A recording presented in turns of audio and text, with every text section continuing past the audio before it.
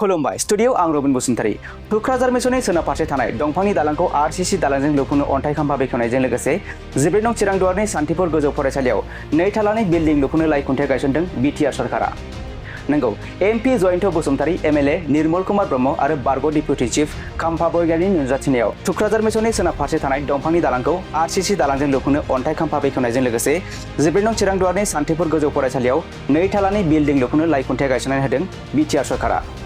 चिरां जिल्लानि सिङाव थानाय 14 नं चिरांदुवारनि टुक्राझार मिसननि सोनाब फारसे बेरेन्सि दैमा बोहैलांनायनि सायाव गोबाव समनिफ्रायनो सोलिबाय थानाय दंफांनि दालांखौ गोदानै आरसीसी ब्रिजजों लुफुंनो अन्थाइ खाम्फा बेखेवनानै होयो एमपि जयन्त बसुमतारी एमएलए निर्मल कुमार ब्रह्म आरो बारग' डिप्युटि चिफ खाम्फा बरगयारि बिथांमोनहा।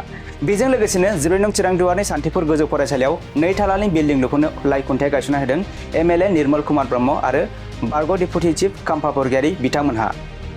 टुक्राझारनि थागिबि रायजो राजाफोरा फोरमायनाय बायदिब्ला बे दालांनि थासारिया गाज्रि जानायनि जाहोनाव हान्था मेलानि थाखाय माब्लाबा दालां सायावनो साइकेलजों गोग्लैनांनाय माब्लाबा गारि मटरजों गोग्लैनाय जाथाया गोबाव समनिफ्रायनो जाबोबाय थासैमोन, जेराव बे लामाजों आमलाइबादा रानिपुर भुरथिनालि आरो सा फारसे सान्थिपुर दावबायनो गोनां जायो। बेनिखायनो गोदानै आरसीसी ब्रिजजों लुफुंनो अन्थाइ खाम्फा बेखेवनायखौ गोजोननायजों साबायखर बावहरदों सोलिफु बिटिआर सरकारखौ थागिबि रायजो राजाफोरा।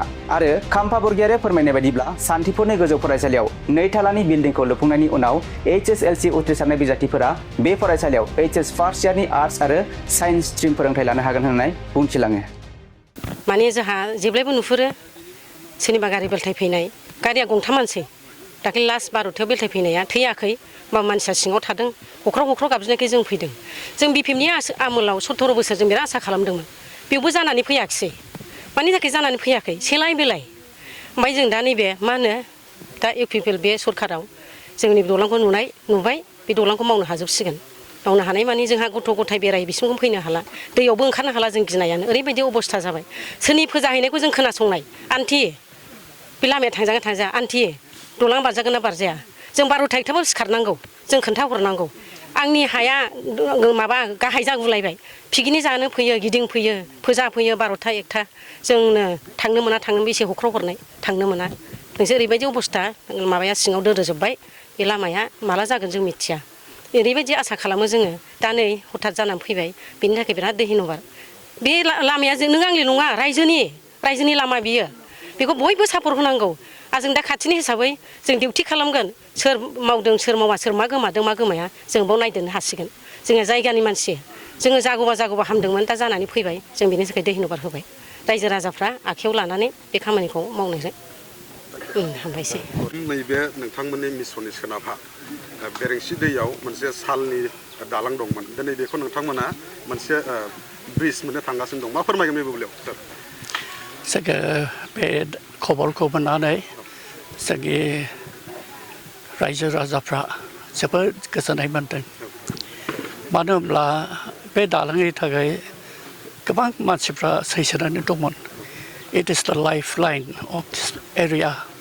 बे लाइफ लाइना माने बेजोंनो थांनानै थानाय बिदि जादों जोंनि मानसिफ्रा। बे गैयाब्लानो जोंनि मानसिफ्रा अलखद समावहाय सहाय मोननो थाखाय गोब्राब जानायमोन।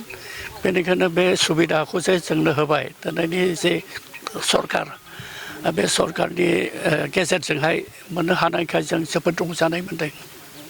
दा थांलाय फैलायनि गेजेराव माबायदि उसुबिदा जायोमोन? थांलाय फैलायनि गेजेराव गोबां जोंनि स्कुलनि गथ'फ्रा एक्सिडेन्टफोर जायोमोन, सौग्रावलायनानै दालाङावनो गोग्लैयोमोन। ओमफ्राय बेनिफ्राय माखासे दैयावहाय गोग्लैलाङोमोन, मटर साइकेलजों गोग्लैलाङोमोन, दामफाराबो खनसे गोग्लैलांदों बेवहाय।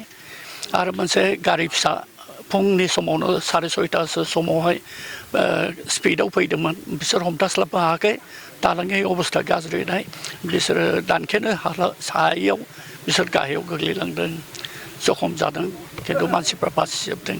बेनो माखासे जोंनि थाखाय ड्रबेक जानानै थादोंमोन आरोखि, हेंथा जानानै थादोंमोन। दा बे गासैबो खुलिजोब्बाय, जों खुलिनाय बायदि मोनबाय। ओमफ्राय जोङो रंजादों जे जोंनि मानसिफोरनि थांलाय फैलाया दा सहस जासिगोन ओमफ्राय जोंनि मानसिफ्रा बेफार बानिज्य खालामनायफ्रावबो हान्था मेला खालामनायफ्रावबो गोख्रैसिनाव थांनो हासिगोन जोंनि जे साननायफोर दं बे साननायफोरखौ जों गोजौआवहाय थांनोब्ला जों बेखौ गोख्रैसिनाव थांनो गासैखौबो मावफुंजोबनो हासिगोन आं बेखौ सानो एस्टिमेटनि डिउरेसन बायदि टाइम बायदि माबायदि मावफुंजानो लुबैगोन नोंथाङा ओनसोलनि बे दालांखौ जों बेखौ गोख्रैनो मावजानो लुबैदों उइदिन 1 year or half बेखौ खालामोबा गाहाम जों मोनगौमोन ओमफ्राय बे गोसो बायदि दङ बियो डिपेन्डिं अन द कन्ट्रेक्टर माबा फाइनान्सियेल जे रिसर्सेस दं बे जुदि फ्ल' जाबाय थायोब्ला आं सानो बे दालांखौ मावफुंनायाव स्पिड आप खालामनानै जोंनि थाखाय बे बेबहाराव फैनो हागोन